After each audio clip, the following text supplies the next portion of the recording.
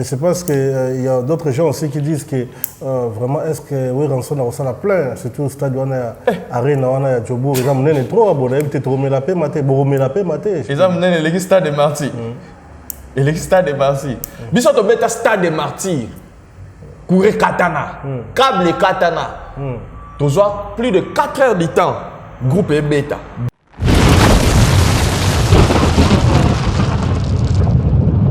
Moi, pour Bang, ils arrivent, moi, mon cœur, je vais répondre, mais on était surpris.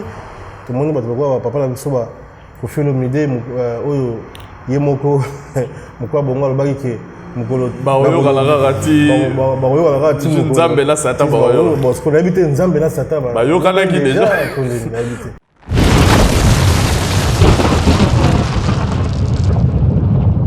donc trace le raté ya trace le raté donc pour dire que non arena ils a tombé arena ils le remonter là arena ils la samba pour nanga bana jobour na ndenga mabete bino mo boyebi force ya maison mère.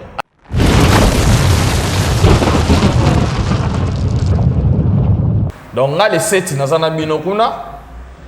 Allez, tu beti concert et Sili, tu vois Bisaka, na groupe, c'est Golanga, nous moi na Cape Town, na zone Masko groupe na Cape Town.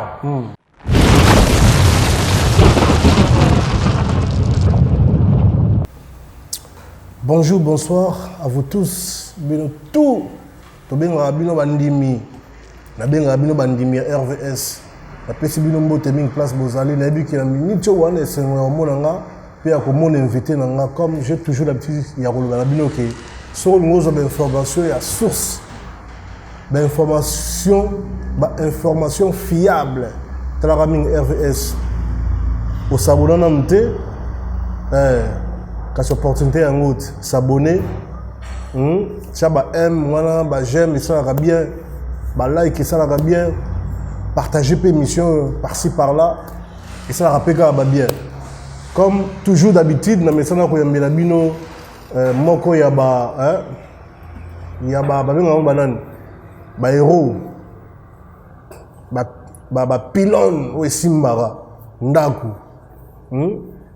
Segola, les bossons, la Binoka, ils ont belé sur la main, l'autre, c'est un peu moins chaud, moins rapide, parce que Marambu, il y a aussi la peine des belés.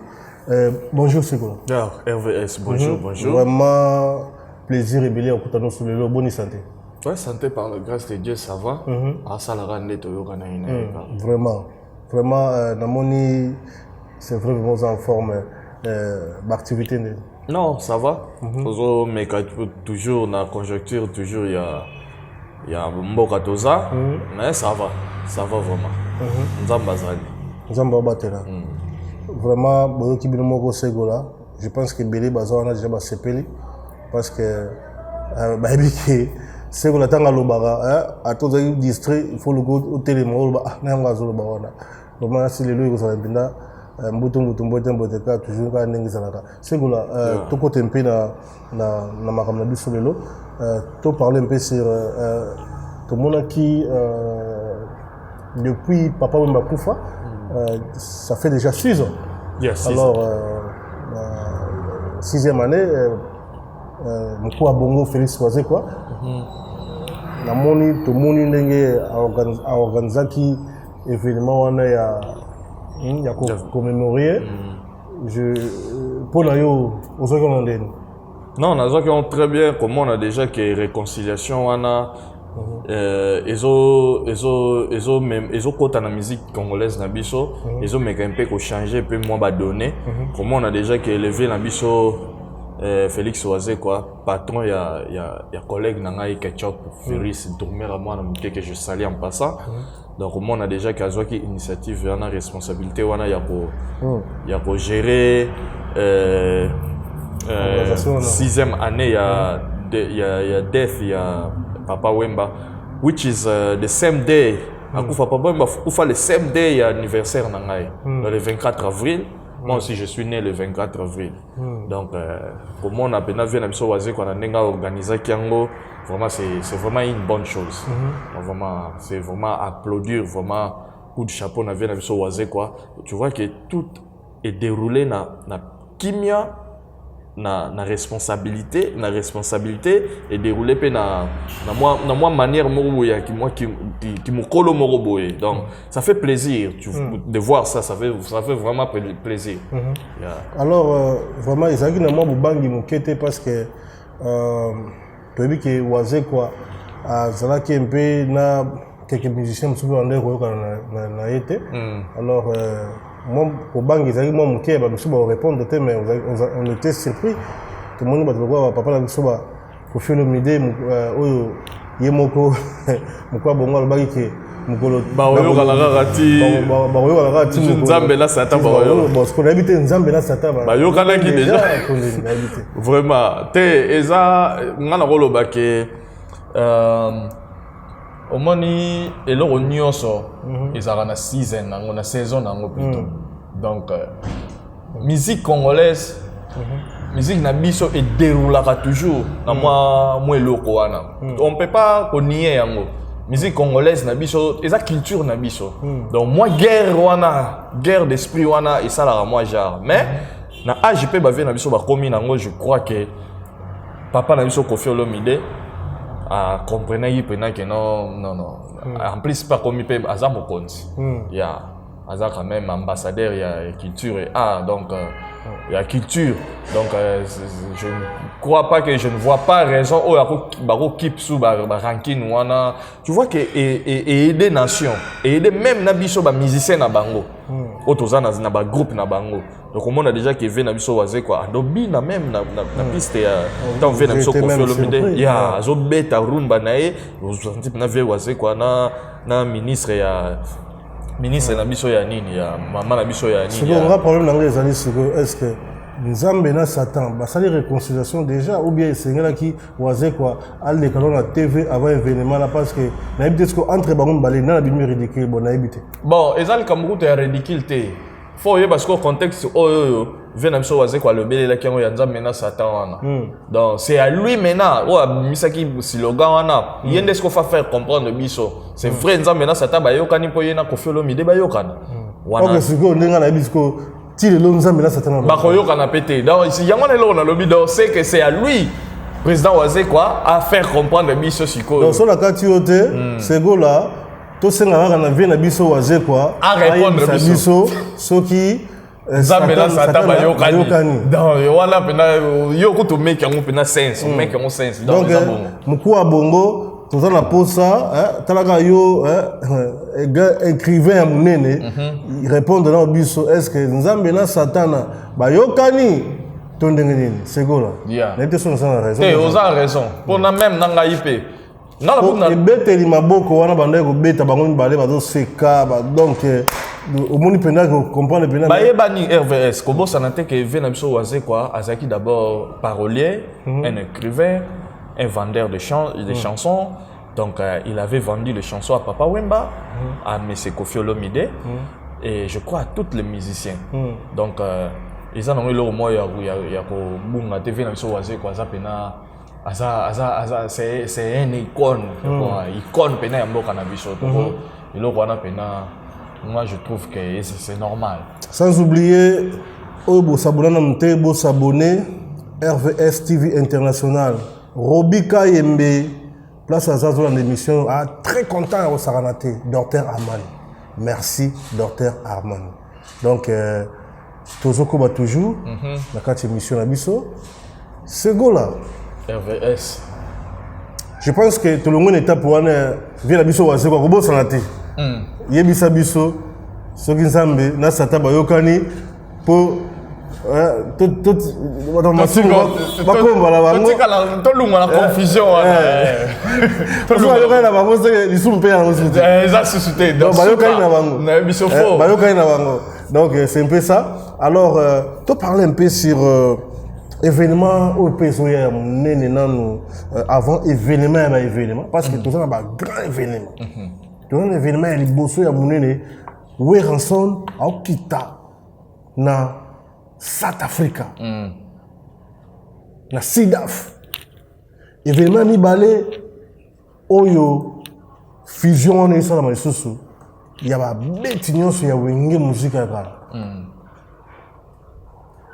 Alors tout bandona nous na descendre dans tout monde ba musicien de bandi au kita bandi au kita déjà na ebité ça ko banga ge frous ton dernier parce que événement ça non et ça le 4 juin non le 7 juin non oyo il y a rencontre il y a ouais ensemble j'ai même piano on est le 30 juin on est le 30 juin jour indépendance ça dit parce que dans un mois après il y a donc, un mois et demi un mois non un mois et 7 jours il y a pour dire que non descendre déjà ma mission comment quitter mi qui déjà va quitter déjà frous to ça ko baka ko bumsama milulu moi je ne crois pas que ça frous pour ceux qui ont frous c'est ça moto a bandi débutant moto moko bandi non musique ya non na frous ya koyemba liboso batu to ko beta liboso batu ba vie wana bana tant frous to soutien et ça frous et ça que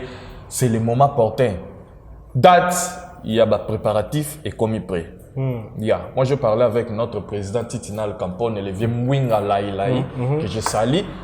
Aïbsinga Bisego, la biso tozo vol, na biso le 27, which is today, et ça l'élo, bolimbisanga, et ça l'élo.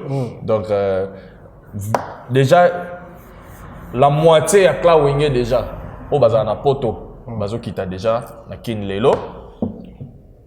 Vient sur les fondés et moro de Didier Massé la kita qui de lobby donc les le reste les grands cadres na ba compagnon na tout le monde vient na biso Alain Makaba l'ingénieur et tout le monde tous les autres viennent na Alain Pella les vieux Roberto Kokota tout le monde vient na biso Burkina Faso tout le monde ici na vient na biso passer tout Sangila mon vieux que je salue passer tout Sangila je me rappelle je monte dans Koutane na Ndia il pas vient na biso JP qui c'est l'ingénieur il m'avait donné vraiment un conseil un bon conseil en tant qu'un grand frère bien na biso passer tout Sangila ça un séjour na Kinshasa donc tout le monde aille donc les dates na bango il y a kokita na kin au bandasko activité ba préparatif donc les ko bangate vraiment comme on a toujours dit que le temps est précieux donc dans le domaine nyonso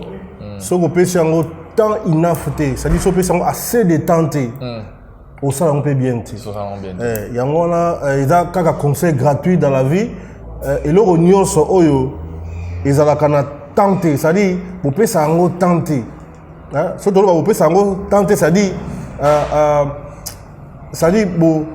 ça va répétition pour vous comprendre rapidement c'est-à-dire si vous avez un temps il y a un soukola bilamba en soukola bien mais soit à pressé en soukola bien je crois que c'est ça c'est là donc pour dire que non comme il quitte déjà pour se préparer puis le quoi ils ont la peine bien alors et là au moment RVS n'a rectifié là au moment moni Klawenge ba vie wana baza ba doyen pour na ngai ba beta to biso lelo so to ba musicien et ça contenu ya ba vie wana baza ba image na biso donc même attendez baloba que poto eza cimetière à musique whatever ngai na croire na ngote na croire ngote parce que moi je suis en contact avec mes vieux ce sont de bons bosseurs ce sont de bons bosseurs atati lelo baza ba bons bosseurs et je crois que les jours là ils vont montrer de quoi ils étaient capables et de quoi ils sont capables encore donc c'est un peu ça donc ba viwana ba yebebele donc bazan expérience et ils vont montrer expérience au lignée biso tozala o tozalelo et maintenant ba montrant aussi quoi encore de quoi ils étaient capables et de quoi ils ont venu ils sont mis en des pieds il y a kozala ba grand il y a ba capable de sous pour prouver cette capacité wana donc moi je crois ça. OK. Merci beaucoup. Bonjour RVS TV. Quand on est toujours sur s'abonner massivement. Donc, il faut ça bien partager l'émission. Il faut ça bien. Parlons-nous maintenant de ce qui est très important. Parce que nous avons un grand événement nous concernant de l'année Yamakasi, le roi de la forêt. Alors qu'il y a Mada City, il y a Djobour. La carte Afrique du Sud, donc tout le monde a la carte Afrique du Sud. Donc, c'est go là. Yebisanga tant que Drummer paye à maison mère. Parce que tu sais qu'on a le maison mère. Tu sais qu'on a la maison mère. Donc, il y a un ambassadeur, il y a maison mère, na kati Afrique du Sud. Yebisa biso. Tango yokaki, Yangama, le roi de la forêt, le roi des plains. Quand on a la publicité, on a posé à Yamba, le roi des plains, il y a RDC. Yangama, le roi, on a la publicité. Aux gens qui nous fait dans le monde. Ouais, et ça a un plaisir. Comme on a que 10 ans après de séparation, dans le groupe, depuis que je suis ici en Afrique du Sud, Cape Town. Donc, Nazarana a contact na batunyo, sauf que au moniteur aux conditions bimela qui Congo, il faut tout la vérité. Nous sommes des artistes. Il faut tout mec understand, faire comprendre le peuple, le public na biso, évolution na biso ezalande. Donc 10 ans passés, donc koyoka nouvelle il y a un boss na ngai Igwe, il y a un président, il y a un boss, président de Kakol, il y a un boss, de boss Igwe. Donc au monde il y a na Cape Town, na Mada City, ils ont plaisir pour nous. Donc c'est moi là au monde na ilongi na ngai, au monde na attitude na ngai, donc comment na président na ngai, comment na ba collègue na ngai, comment na vie na biso, chef na biso, le rôle c'est bon de la machine, papa na kana. Comment on a Igo Sente, comment on a Massa Nangai, Bikorim, comment on a Gino Bass, comment on a Parfum d'hiver, comment on a Chinois, comment on a Café Room, comment on a Tunion, on a collègues qui sont musiciens. Ils ont un plaisir pour Nangai, parce que Yesko place dans un siège. Donc tout le monde qui est dans maison mère. C'est quoi le jeu c'est quoi là au bêta paix non au bêta ils ont été là moi je suis l'un du groupe Wenge Musique à Maison Mère. J'ai été là-bas et je suis là-bas. Donc au bêta na ko lobela mambo au bêta te groupe Ezoya vous allez voir les images. Mais c'est parce que y a d'autres gens aussi qui disent que vraiment est-ce que oui Ranson a reçu la plein surtout au stade on a arena on a Djobo ils ont mené trop abonné peut-être remettre la paix maté ils ont mené le stade de Martyrs et le stade de Martyrs biso to beta stade de Martyrs courir katana câble katana toujours plus de 4 heures de temps groupe beta drum nambunda Bill Clinton on ça la spectacle danse fait rigola. À l'époque là. Mais on voit bien à l'époque là. Mais parce que vous mettez dans le bouton de l'album ni. Protéger base. Protéger base des albums té. Les albums té. Les années. Les ara nzembo single bimaki. Et la single. Single fait partie de l'album. Ils ont début album single. So baya siko ba single siko. Donc babi na rumba. Ba obina ba. Na minicho. Ba obina ba rumba zebele. Barumba za belé 13 ans ils ça meki kaka na beti demi tournage là liboso kuna bato musufu va intervenir bazate siko ba ça non RVS Igwe le roi de la forêt tourna village na ba chant il y a ba chant Kanga Congo parmi les ba chant oyo ba rumba ya maison mère siko ba côté kuna bato na bazate siko to sande bato na bazate mais bato ba imba ba partout na. Non, maison mère ils ont école. Les écoles de formation. Non, remplaçant non, maison mère ils ont école de formation. Tant que Igwe il est là, Azam Moussissa, na lobe loko med fois. Ils ont animateur na biso mo liboka, aboka ka wenge zanzete, we Azam Moussissa, wenge zanzete, we Azam Moussissa. Donc tant que yé moko les formateurs, les visionnaires, azana vision na yé, azali, yo lungwe vision na etika là toujours. Donc, nous avons héritier, Azana Group, nous avons Café Room, Azana Group, Azana toujours fidèle, il y a Café. Nous avons donc tous les bateaux Yoloba, nous avons fait Ricola, Azana Group, c'est pour dire que c'est maison mère. Donc, trace et l'oumoraté. Il y a trace et l'oumoraté. Donc, pour dire que non, Arena, ils ont tombé. Arena, ils ont monté là, Arena, ils ont la samba pour Nanga. Bana Djobour na bete binomo boyebi force ya maison mère Arena eza la samba Pour na igwe, pour na biso ba ministère maison mère, pour na mouera non te biso non. Ils a la samba, ils a lié la biso à répétition. There's nothing there. Nothing to fear, nothing to scare, nothing. Arena ils a déjà dans des années à clôturer derrière. Il y a beaucoup d'arena derrière ça kanga derrière porte. Conseil c'est là déjà. Ba billet déjà. Conseil c'est là qui. Après combien de billets déjà vendus? Non mais la maille. On est là qui déjà maille? Ouais mais combien de maille? Combien de maille? Combien de billets déjà vendus? Non, tu as combien de billets vendus parce que si on appelle si nombre de billets vendus, il y aura toujours des billets où ils vont reproduire et ils vont se vendre. Tu vois qu'il y a limité le nombre de vendus dans les billets. Billets sont comme ça. Si on a ShopRite, on a Checkers, on reçoit des billets. Si tu as chuté déjà, pourquoi est-ce qu'on a Free d'ici par rapport à l'événement? Parce qu'on a un événement de l'année. Pourquoi est-ce qu'on a Free d'ici par rapport à l'événement? Pourquoi est-ce qu'on a Free d'ici partout dans le monde entier? Partout dans le monde, on a déjà un niveau allemand, déjà tout ça, on a maître Ken Thibault, on a la masse Sylvie Matunga, maman a Gervais Tosca, Gianni. Donc, na Arcel Chibois, sans oublier Dinali, Tegra, Joyce Kensil. I love you so much. Donc, et là, on a envoyé ce monde entier. En Afrique d'ici, Mobimba, que tout soutenir Igwe. Afrique d'ici, des autres débloquer système, il y a combattants congolais qui ont été à musique. Surtout Tali, il faut être dans Zénith de Paris.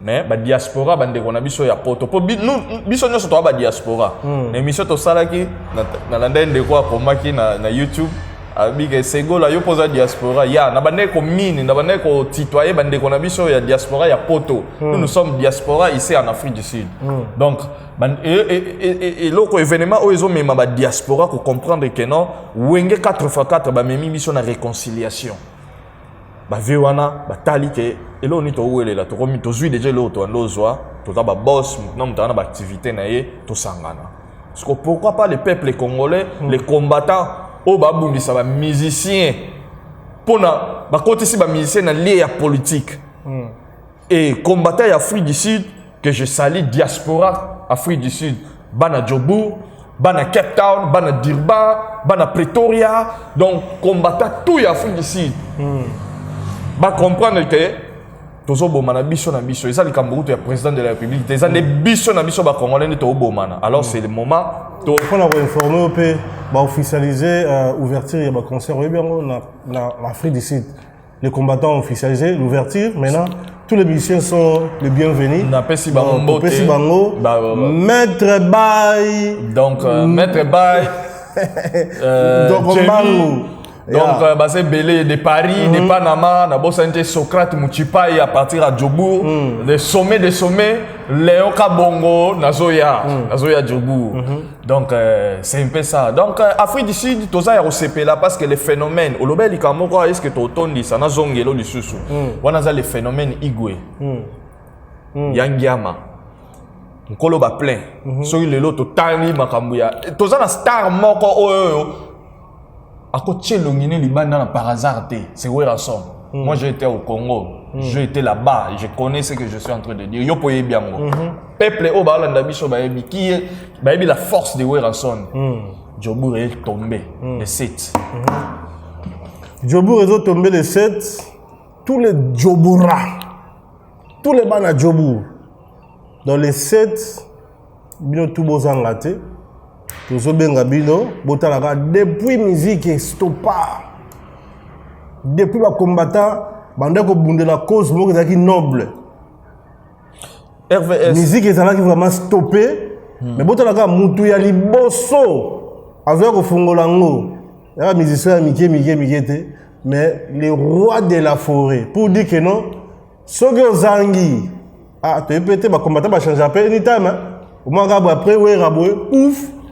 Non, donc, raté. Donc, non, je dis seulement, pour la raison que non, bazangate. D'abord, ça raté les 7 wana, boya ebele, quand on dans le baki la publicité, il y a Kishasa, boki une place dans le baki wana, il y a Djobourg, ShopRite, Checkers. prix nango 500 renda pamba ba VIP pe ezali Robi Kaembe Maître Raisin merci docteur Amani place aux Zolanda biso tozolo baka toujours billet eza nango yaka ti arene ko kweya bozanga te bana jobu c'est golobini na arene kweya bana jobu vraiment nazana esengo mingi nangana loba eloko moko tango bandolo ba je m'excuse moi ba combattant na biso photos en a beaucoup de respect na bango ba yebi pourquoi cause o bando bondela bandeko na biso moni régime auto leka moi parce que moi je suis musicien naza politicien mais c'est là aussi n'empêche pas que kolobela réalité ya mboka na ngai parce que son mboka na ngai za bien te moi pe na beta ba drome wana yo za te ya donc raison cause o bandeko na biso bando bondela ezaki pena valable parce que nous nous sommes retrouvés dans le régime moko boye ba memaki ba musiciens c'est comme si ba musiciens baza ba mandia ba musiciens baza ba vaurien ba musiciens baza na eloko moko te fois landa kaka chef moko député moko fois landa bo poza OK musicien faut alia na art na ye neto mona na Sud Africa na South Africa ba Sud Africain bazo lia na ba art na bango bazo lia na makambo na bango donc bazo lia selon bango baza entendre que on a que ne pas ser bona betele to na bengi na phone ya mais wana pesanga na ngote poto ba musicien na ndenga culture mboka na biso mais pona bana jobu sigola ngandu I'm coming there you see me and you hear donc Bobo News na ebi ki ozo simba côté kuna jobu na ba journaliste nyo fait jobu kuna dans image je pense que makambo yekende bien koto Hervé Sazali info ya bakapa Figaro, vena biso pe ya Zaire TV, Info Kapazao. Vena nga Info Kapa Segola Ngando. Donc sali sans oublier vena ngai Louison Bata. South Africa second reign. South Africa second reign.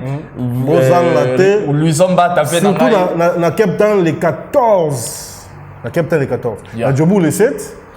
Na Cape Town les 14. Na Jobour les 7.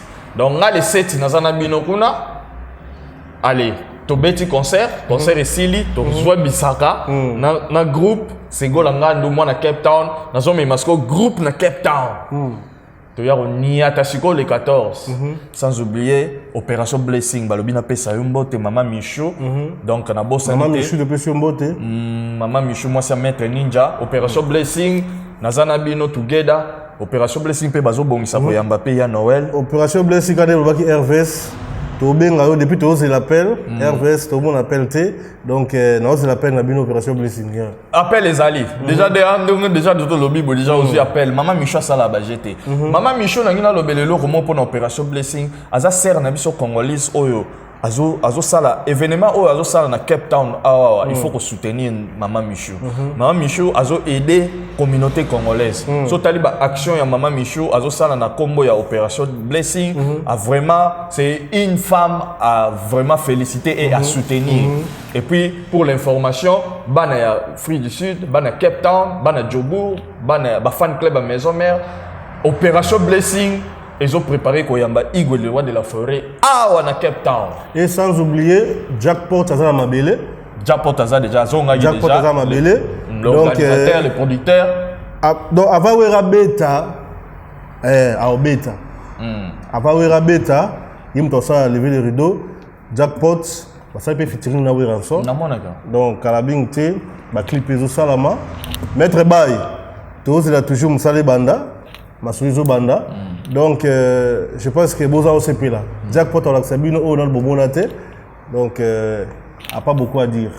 Non, non. Je suis là biso. Il y a peut-être sur vous allez dédicace parce que émission biso est comme déjà ko chité. Ba dédicace n'a vraiment ming na o senga na ba fanatique à maison mère sans oublier Venanga Sankara de Kunta.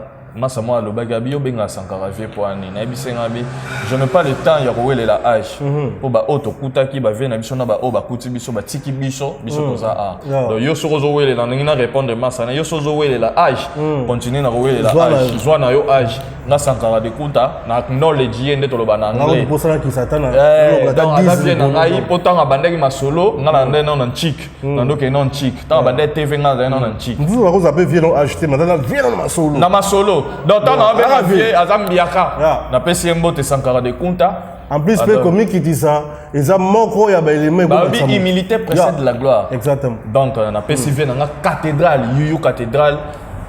À partir d'Allemagne, on a PCV Mbo TV, Zonga V, au petit noyo Segola, la Bossanité. Quand ils ont Yé Azozela. Papilou Samba les patriages, Papilou Samba, les patriages, Toza toujours. Donc la Bossanité, Esther Falang Azolandangai, na Congo.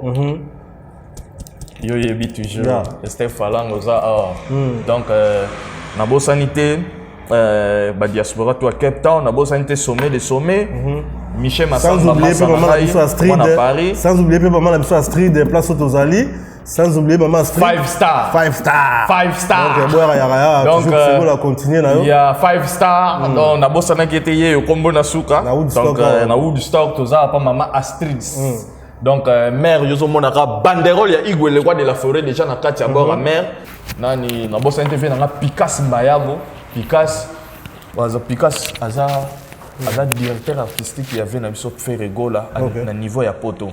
Na travaillé fort na vie wana na Congo. Picasso Aza grand frère ya ba Willy Star.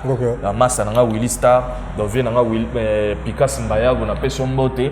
Grand frère ya ba masse na Célé petit na biso Célé. Grand soliste. Donc la Bossanité ve Chibo Aboya Ken maître Ken.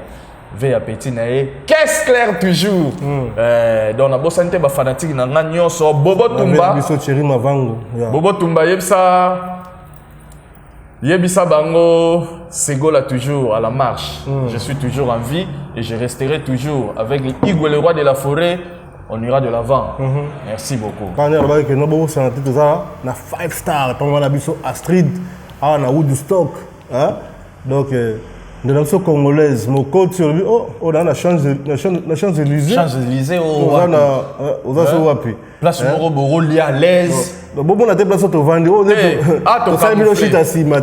Au camouflé. Sur le côté, pendant la bord, au senti. Donc, quand on est Koloba, événement, où est rançon, azo kita, nakati ya Afrique du Sud. Tu bengi ici, tu as Paris, tu as Allemagne. Tu as Belgique, partout dans le monde, tu vois même il y a Congo, Boya. Les 7 azobeta na Djobour, na Salmoko Arena. Ils ont 5 sarènes de Pamba. Puis les 14 azobeta na Cape Town. Ils ont 5 sarènes de Pamba. Na Cape Town, vous avez la City ICC, donc Boya est belé, Roby Kaembe, Maître Raisin. Docteur Amani, merci mingi. Maître Zéfi. Tu peux suivre nos mingi. Maître Zéfi. Bana Cape Town, tu peux aller bino place Bozali, tu es qui déjà bozo bon manabio déjà belé. Mais boya est belé parce que Zali to célébrer musique et fungwami. Na ebisio. Musique et fungwami, ba combattre Cape Town, je sali na zana respect belé na bino ba diaspora ya Cape Town. Vraiment na ndenge bo fungoli musique, bo comprendre que non. Tant au bon bande qu'on a biso ezalo roi au bon minbo mabiso moko. Donc c'est un peu ça. Merci na Actu Bosali ya kondima Igwe azala awa na mabele na Mada City. Tapesi pembote na Elvis Mutambai, Didier Mutambai, famille Mutambai, Nico Chamala oncle na ngazo zelanga partir à Djobour. Donc bozé belé surtout bando tanga ba kombo awa. Sans oublier Michel Massamba massa na en direct de Panama. Michel Massamba, le prophète de la nation. Yoza ya solo, yoza yete, yoza pétagité. Donc c'est un peu ça. Merci RVS. Sans oublier toujours 5 stars. 5 stars. Sans oublier Maman Tété Lusamba. Tobombi. Bye. Esther Falanga. RVS, na Bossanité, yeso na bois qui était en tout cas na problème code royauté. Code royauté. Na Bossanité, Cynthia Mbweso. Moi na yave na biso Mbweso. Maman Mireille Mbweso. Basi ya pembe, alana maman na na pembe, minu ya pembe, nyoso ya pembe, le rôle la maman Astrid. Donc Wumela, Cynthia Mbweso. Toujours. Bye. Zambé toujours. Tout le monde a bino les 7 na Djobour. Les 7. Les 14. Tout le monde a bino na Cape Town. Merci. Bye. Bye.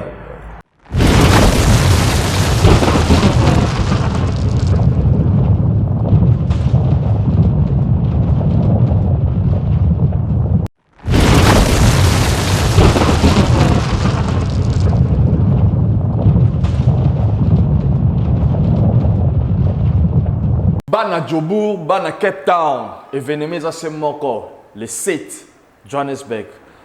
Le 14, Cape Town, Mada City. To welcome the big boss, Igwe le roi de la forêt. Wenge Musique à Maison Mère, Namabele, Sego Langandu. Vous invite. I'm inviting you to come in South Africa to enjoy the nice music, the nice beat. Vous faites Papi Kakol Sebondo ya machine. Vous faites Sego Langandu featuring Papi Kakol Sebondo ya machine. Johannesburg, we are coming. Cape Town, Igwe le roi de la forêt. Boucle, protégez base.